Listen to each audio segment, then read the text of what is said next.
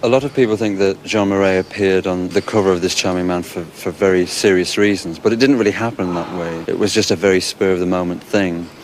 And the picture seemed to really reflect the aestheticism that the Smiths really cared about and were interested in. There's a humorous side to the picture because obviously the male figure looking at his own reflection is somehow thought to be quite topical and strange, but we saw it that way, but it wasn't really there for that reason. It was just simply blended in completely with the way we felt about art aestheticism and how the Smiths should be projected and how people should really feel about our impressions of art.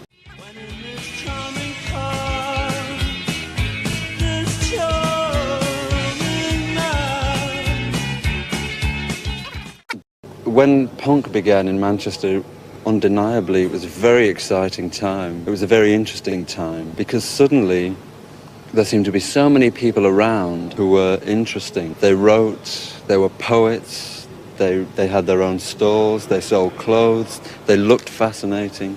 Punk seemed to bring out all that was hidden within people, for better or worse, but exactly what they were doing wasn't the point. The fact was that suddenly people were there, and there were clubs, and there were independent record companies. Most of them were hopeless and ridiculous, but the fact was that they were trying to do something different and special, and they were trying to crush the music industry, and that has to be fascinating.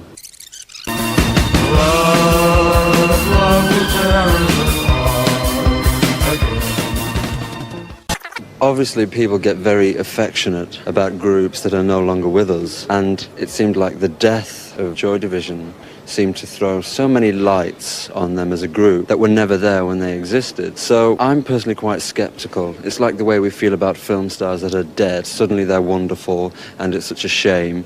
Yet when they're around, nobody really seems to care.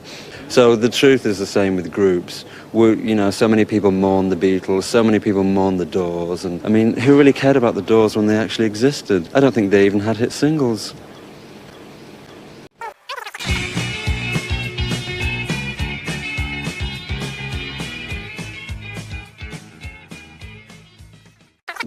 What could possibly be more cynical and more negative than the music industry as it stands now? Because the music industry and so many groups that are popular are still reflecting life as it is not lived by most people. And suddenly when the Smiths come along and aim to project life as it is lived every day by people, it's very, very dangerous and it's very wrong.